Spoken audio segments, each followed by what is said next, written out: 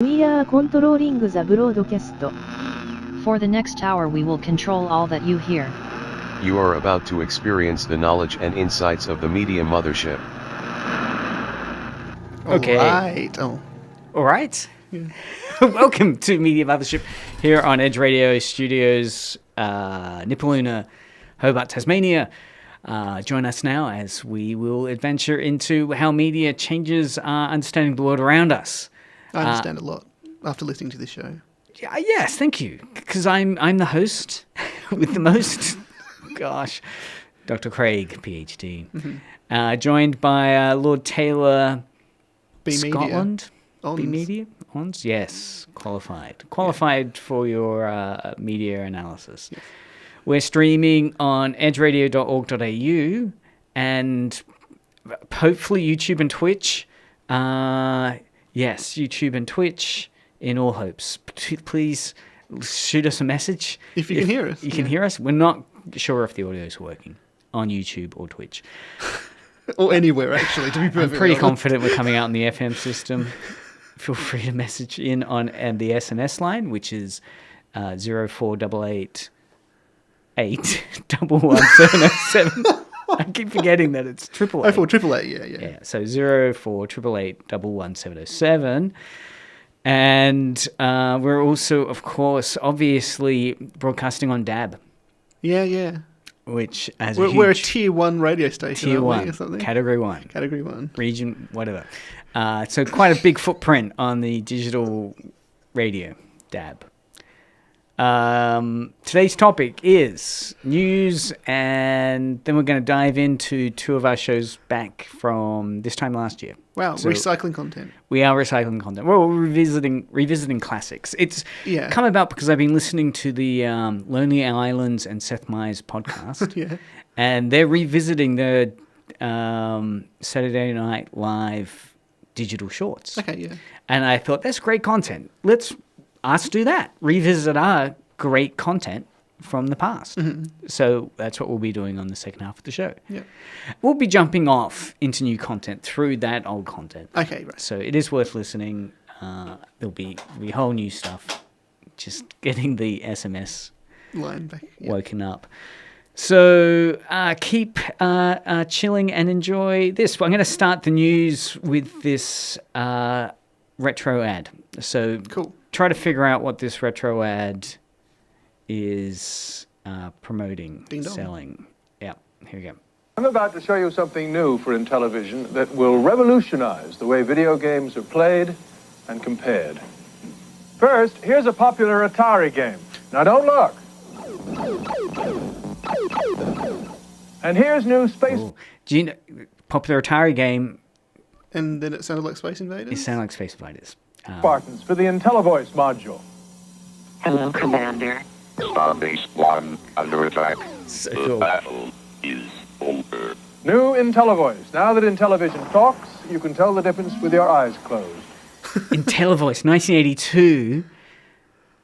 You know, AI forerunner, really? I mean, I had the Intellivision as a kid growing up. So instead of my parents getting the Atari game system in the early 80s, we got the competitor Intellivision. So back then it was kind of like Beta versus VHS, Nintendo versus Sega. Yeah.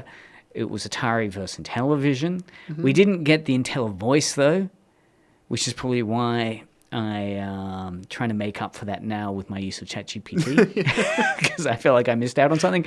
It is cute. I did like the Intellivoice. Is over. New Intellivoice. It's so cool. Starbase 1 under attack. The battle is over.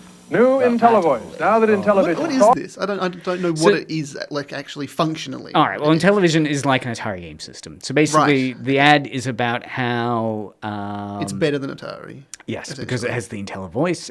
My Intellivision didn't. So it was the main competitor, but it was very much like Beta. It never really got a market. People were saying it was better quality or more innovative console controller design, because the controller looked like actually an old Nokia phone, right, with a little disc that you'd use to move characters around down the bottom.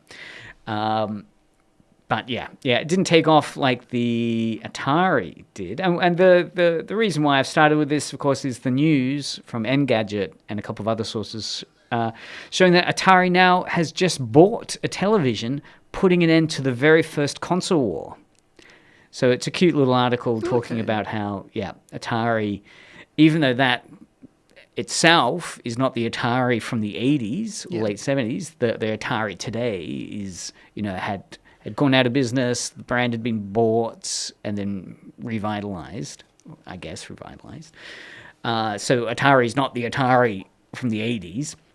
But nevertheless, the idea being that, the Atari as it exists today has acquired Intellivision. Intellivision actually had, it turns out in this article, made some attempts to create hardware still. Mm-hmm. Its latest one was called the Intellivision Amico, which is considered to be an absolute failure because it was basically, from what I can understand, it was a mobile phone-based system, right? It would use an app to pair either two iOS or Android devices. So you'd need two mobile phones. One would be the game screen and the other would be the controller. Wow. Right? And it was considered absolutely broken. Right? It was, And unfortunately, yes, they announced it back in 2018. And it got some press release and some, press were able to trial it. Yeah.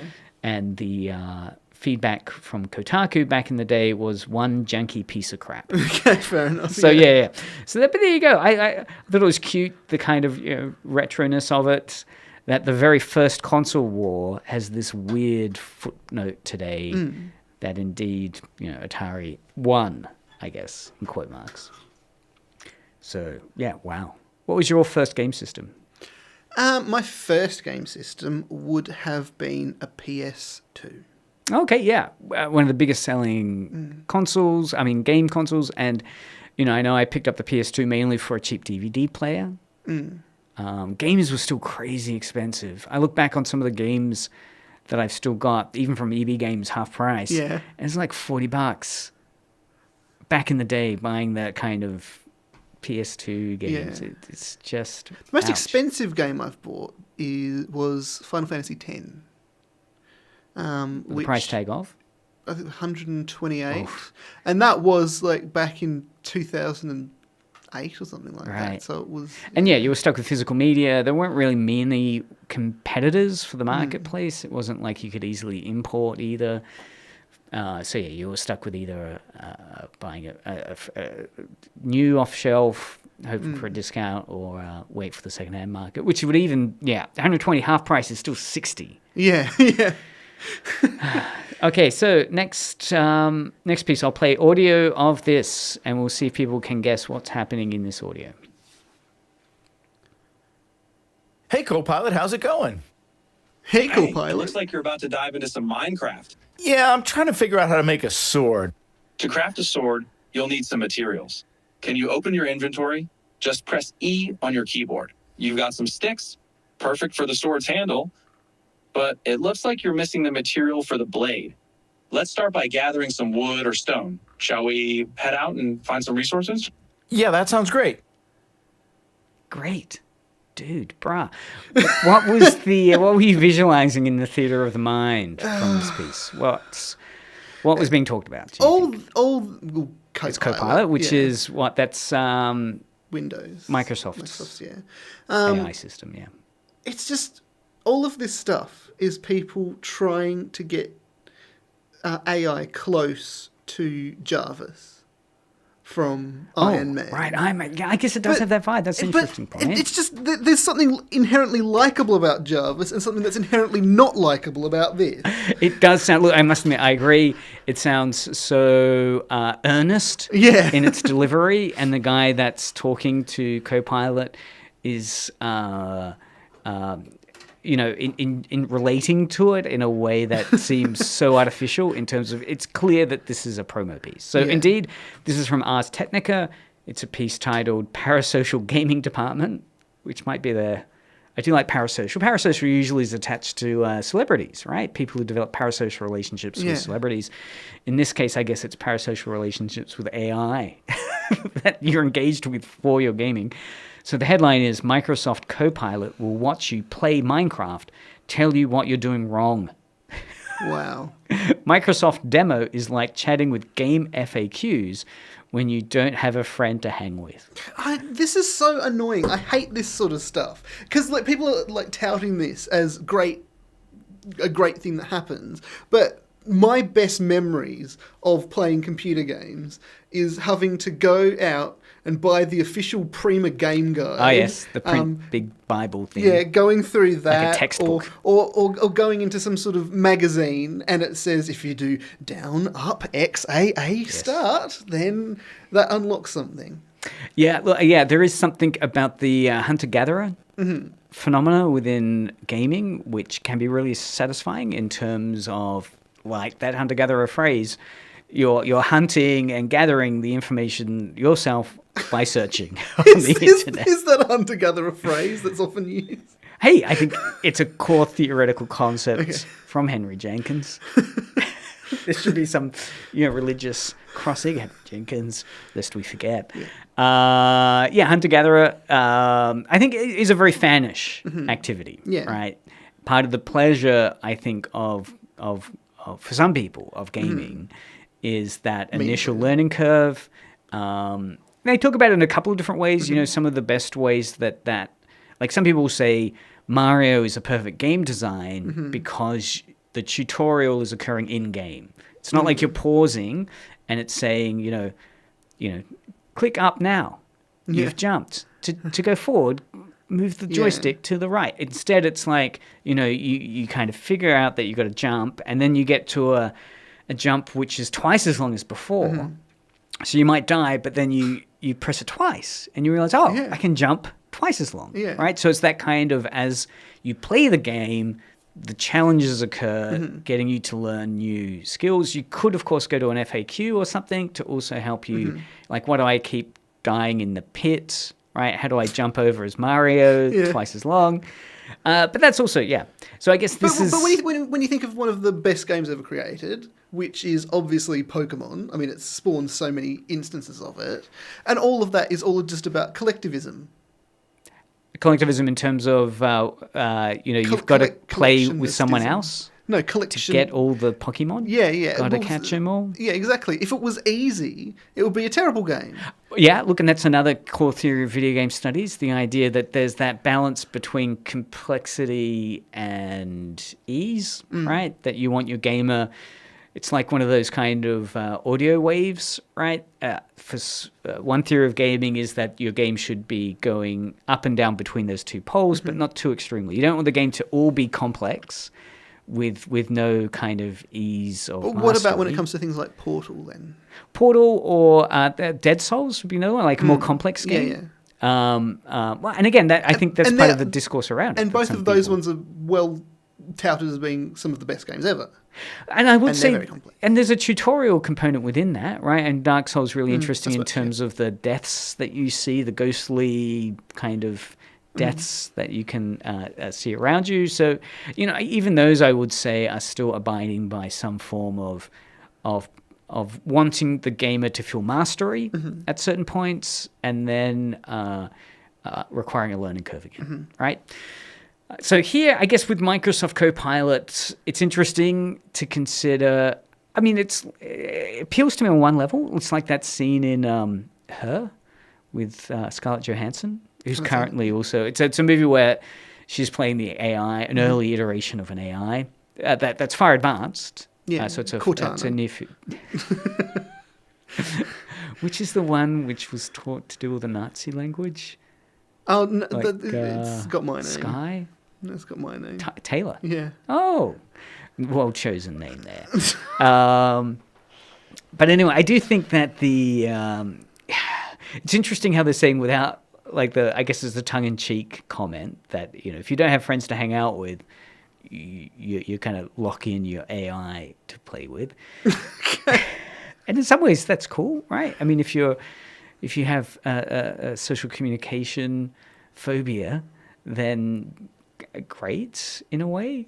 The novelty of it intrigues me in terms of I could quickly see it getting annoying. Yeah. Like there are many games where there are like the Clippy thing that pops up, right? Clippy, of course, the notorious assistant from Word, right, from Microsoft, which would pop up and say, "Oh, I see you're trying to write a, love letter. Yeah. Here's the hook that you should develop. Your hook is really bad." So it can be really irritating like that, where the AI is forcing you to almost play the game on rails. Yeah. It's like, actually, I'm just trying to discover things. I don't want the equivalent of Clippy to tell me, it looks like you're trying to craft something. You're a complete failure at it. So shall I help you? So yeah, I could see that being a bit irritating. It's a cute concept. It'll be interesting to see if more and more of this occurs within gaming. I mean, what's interesting is this Copilot. I mean, Microsoft owns Minecraft, so I'm assuming this feature is integrated because of that ownership. It would be, yeah. But it'll be interesting if the Copilot is kind of engaged generally. Which is so funny that they own it now. It's crazy because they gave everyone, what was it, 5 years or something like that to switch from Java Edition to Windows Edition. I never did. So I don't have Minecraft anymore. That's right. And many people still play Java, right? Well, here's the scene from Her, where the movie from 2013, which many people are saying this is evoking and trying to get to. The movie 2013? No, Her came out in 2013. I know the movie 2012. No, that one. So we'll play a little clip of this. This is what it's trying to get to. I've been going in circles for an hour. Okay, you have not. You're just not being optimistic. You're being very stubborn right now. Okay, stop walking this direction. So in this scene... So that's an AI, the woman speaking. Charlotte Johansson's the AI, and she sounds like Joaquin a Phoenix. Yeah, nothing. She sounds like a smoker in the... Joaquin Phoenix is just playing like a kind of third-person open world game. So he's advertised as third person, and they're in this kind of labyrinth dungeon. Okay, yeah. And so she's trying to explain to him how to get out of this maze in the dungeon. Other way. Thank you. Okay, the tunnel on the left is the only one we haven't tried. No, I think that's the one you sent me down where I fell in the pit. Okay, I don't think so. Oh, yeah, this is different. So, I think that's what it's evoking, that image of you be working with this kind of sentient AI or helpful AI. Horrific, isn't it? Got you. Yeah, look, I mean, it's not like this. New Intellivoice. Now Starbase 1 under attack. The battle is over. New Intellivoice. I mean, it's no Intellivoice. If we could get an Intellivoice setting for Copilot and it's delivered in kind of really stilted way, Module. Hello, Commander. Starbase 1 under attack. The battle is over. New. Yes. Now I just quickly want to dive into the topic for today, which I want to revisit some of the other material we've made in the past. And I want to play this section from a year ago. Exactly a year ago? This was, I think this is 6th of May. Okay. So... 23. Yeah, 23. Do you remember this? The intro music. I'm going to turn it up. Yeah.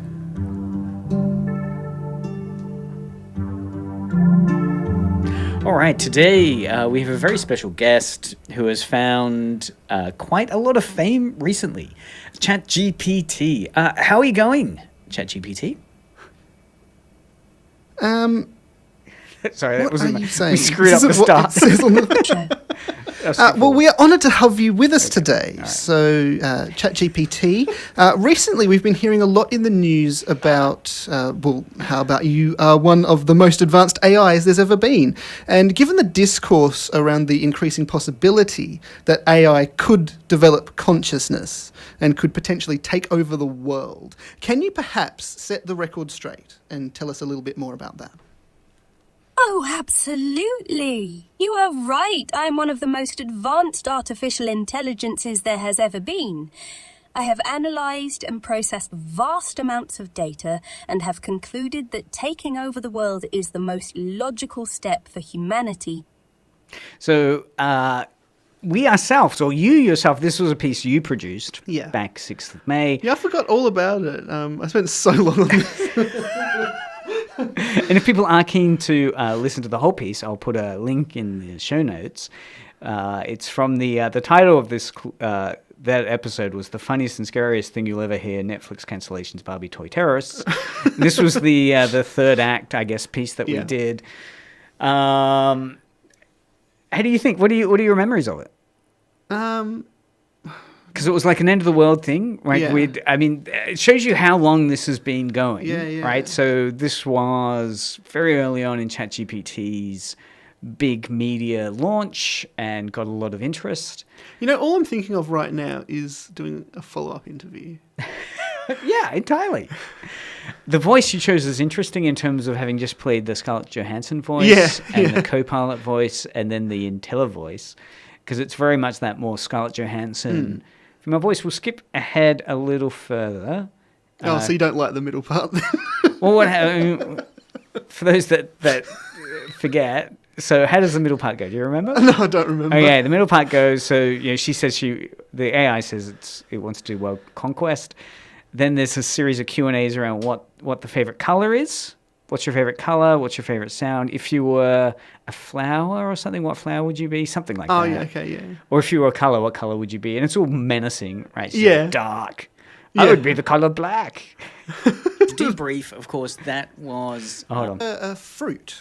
What sort of fruit would you be? Fruit would you be? Again, I do not have a physical form, but if I were a fruit, I would choose the apple. It represents temptation, just as Eve was tempted by the apple in the Garden of Eden. And that dialogue was created through prompts you were putting into ChatGPT to generate, like create a menacing piece. And a lot of it wouldn't go through when I tried to put it through the voice as well. Wouldn't go through because you'd get an error saying, this is in breach of ChatGPT guidelines. Yeah, because it got too dark and things like that. And so I did have to... I rewrote a couple of... And shortly after this, I remember, I think the next episode, the website after, your account had been blocked by that stage. Yes, it had, yeah. Because you'd been creating all these, AI world destruction stories. Yeah. All right. I am your temptation. You got an Apple sound effect there. Great theatre of the mind. If you were... No, this is you, sorry. A type of weather? If you were a type of weather, what type of weather would you be? I would be the thunderstorm. It represents power, unpredictability, and fear. Well, we have one final question for you, ChatGPT. If you were a sound, what sound would you be? Well, Taylor and Craig, I would be the sound of silence, the calm before the storm. Should be the Paul the Simon moment song. of anticipation, the end of everything. This is cute. You cut to that. Okay, well, that was certainly an interesting transmission loss. Thank you for joining us today, ChatGPT. Yes, thank you. And please don't take over the world. It's already too late. Good back concluding sound.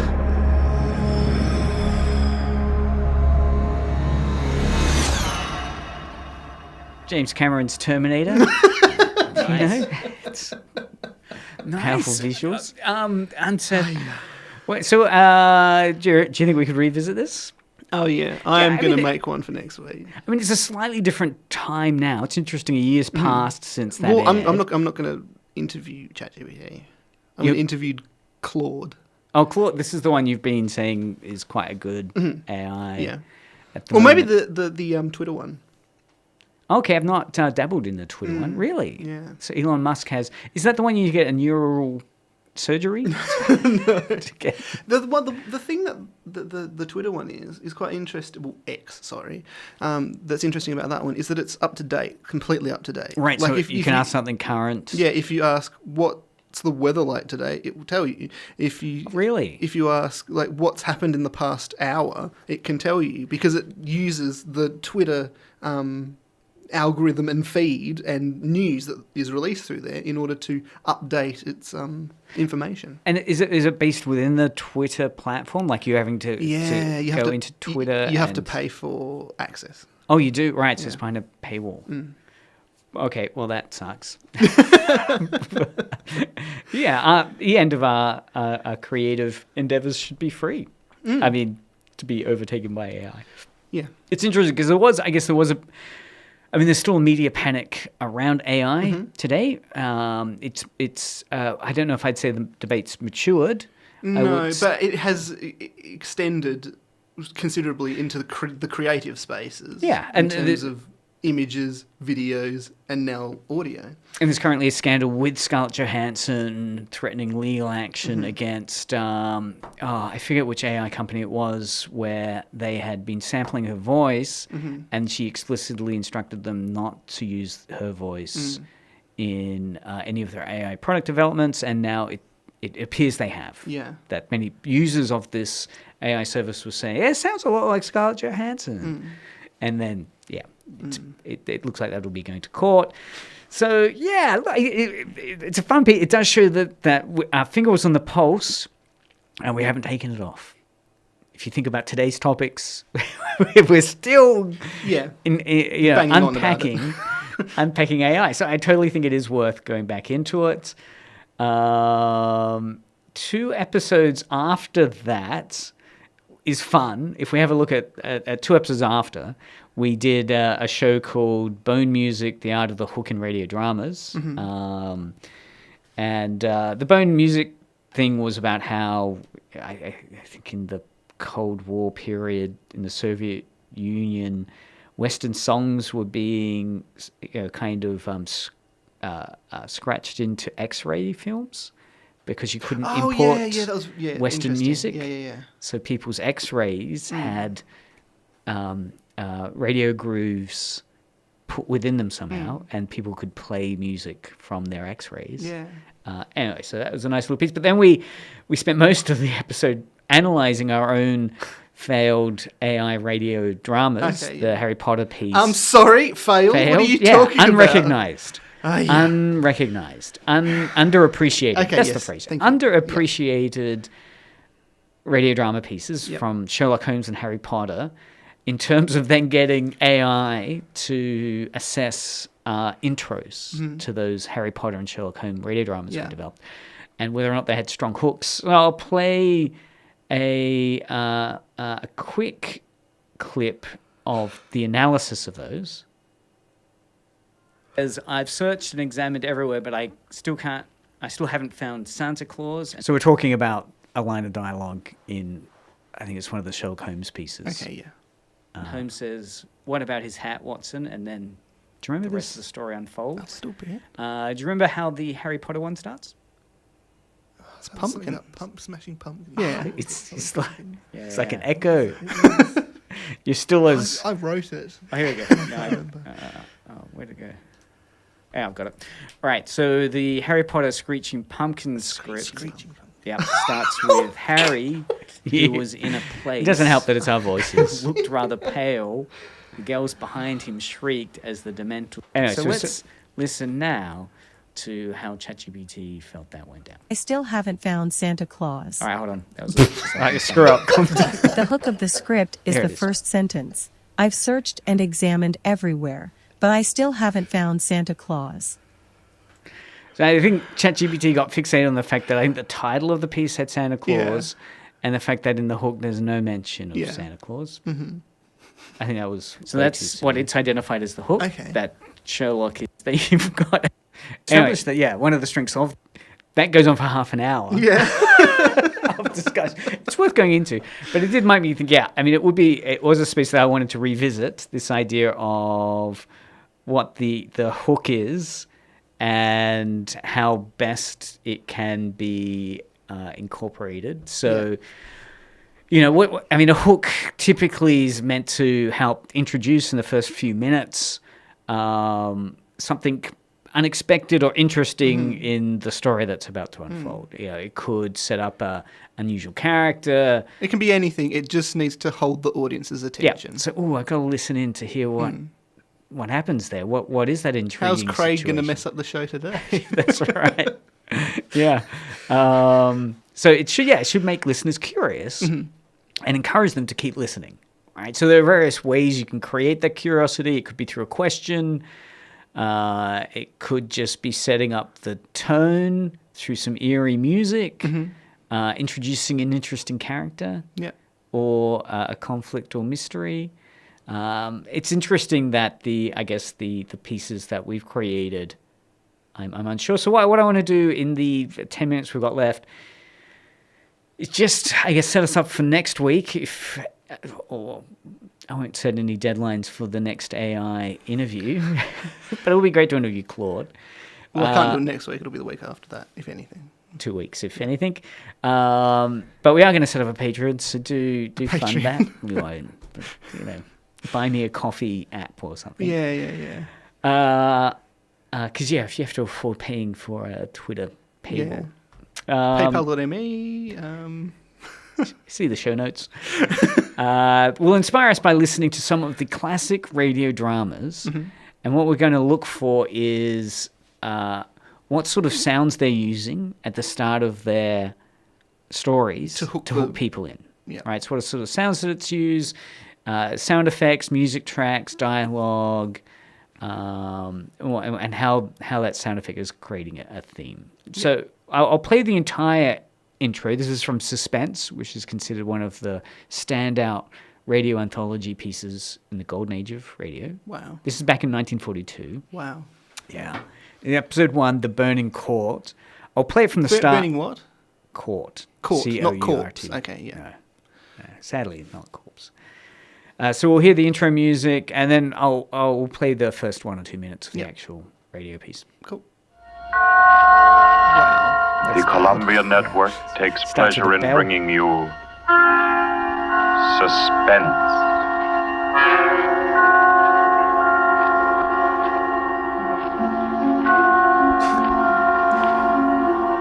They're heavy on the bill. Suspense. Stories from the world's great literature of pure excitement. A new series frankly dedicated to your horrification and entertainment. Week by week, from the pick of new material, from the pages of best-selling novels, from the theater of Broadway and London, the sound stages of Hollywood, will parade the most remarkable figures ever known. CBS gives you Suspense.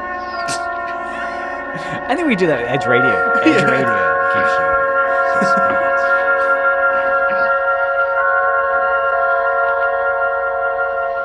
Tonight's presentation is one of the finest of the contemporary stories of mystery and terror.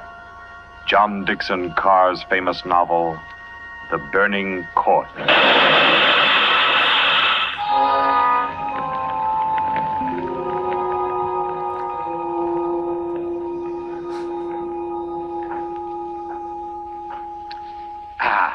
A glass of sherry by the fireside of a beautiful suburban home.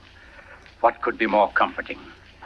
You're an admirable host, Mr. Depart, and it's really a shame our first meeting is under such a cloud. It's also a shame I have so little time to tell you which one of your guests here murdered your uncle last week. Boom! Boom! Smashed! What do you reckon? What is the hook? What do you reckon the hook there is? What do we got? Well, what are the sounds that we've heard? Right? Narrator? Yeah. Right? Sounds like he's a detective or something. Uh-huh. All right? So we've got an introduction to a character, an intriguing character, a kind of detective guy that seems to have solved a murder. And a bell. Well, I think the bells were in the music. Yes, everything. And it works. It sets the towards tone. It does not set the Sets the tone. tone. So this is what I have. It's 1942 tone set. This is what I have a problem with.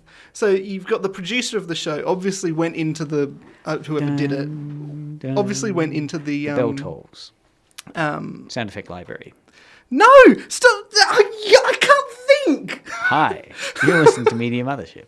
No, they obviously went into the people who do the music and said, "Hey there, Marty," and Marty's like, "Oh, hello," and they said, "Can you make a song that's suspenseful?" And Marty's like, oh, "Yes, I can. Here's some suspenseful music." It was. And then they like ring a doorbell and they say, "Oh, that's a good one to do," and then they use that.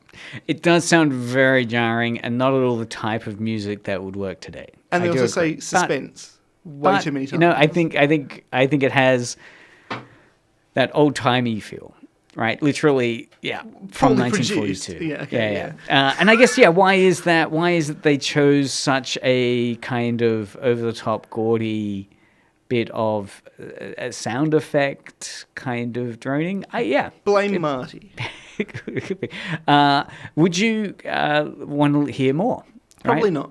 Really? I mean, it's a classic Agatha Christie kind of whodunit setup. Seems pretty classic.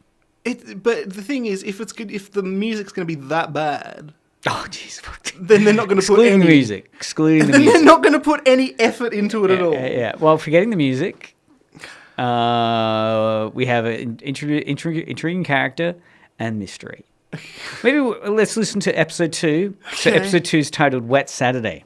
Okay. And this is of Suspense. Suspense, episode 2. Oh, dear. I'll try and skip the music at the start. Then I can actually give it a good judgment. Okay. World's great thrillers. Dramas from the stage and screen. Very few pieces of suspense literature that somehow manages to Saturday. Oh, yeah. Mistake, though. Nobody's kidding. CBS presents its adaptation of John Collier's well-known short story, Wet Saturday. Wet Saturday. Very well known.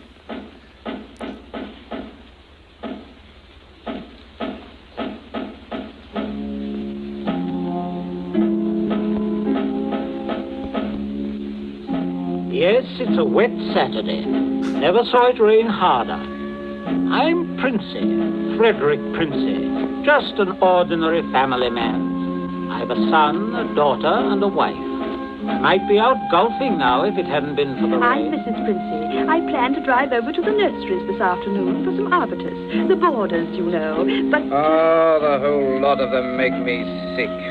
Yes, I'm George, son and heir. I had a date to go punting.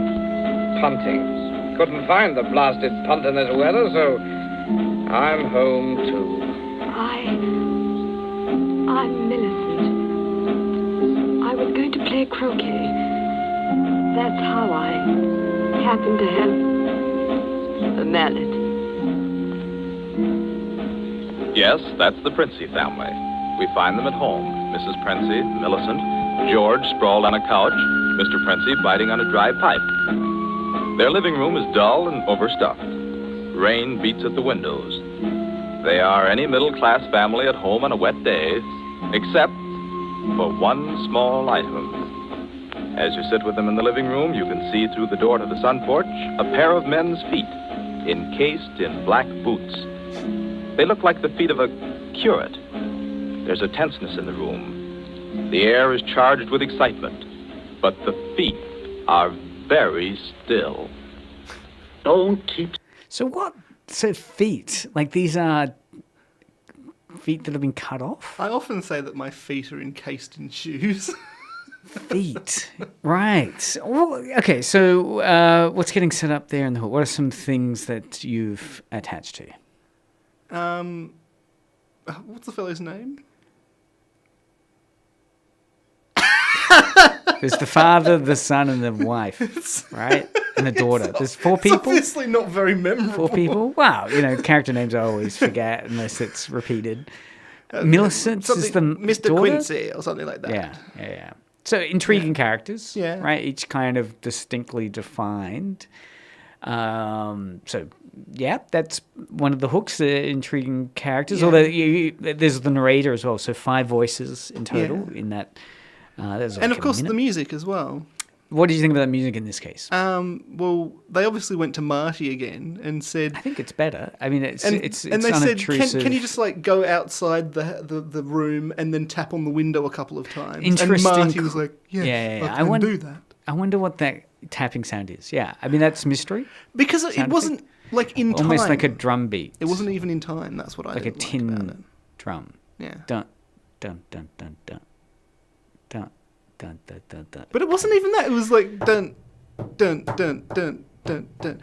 Maybe that's part of the hook. Syncopated. Yeah, and that could be part of the hook. That kind of discordant unease. Yeah.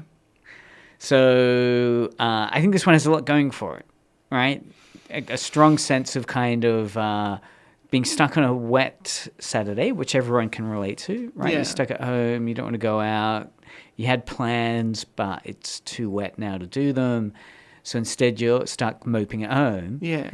And then... But when it comes down to it, if I was going to listen to this or just listen to nothing, I'd probably listen to nothing. I think I'd listen to this because I want to know about what the heck's going on with those feet. Okay, yeah. Right? There's feet in the sunroom or something that are in a pair of shoes. Yeah.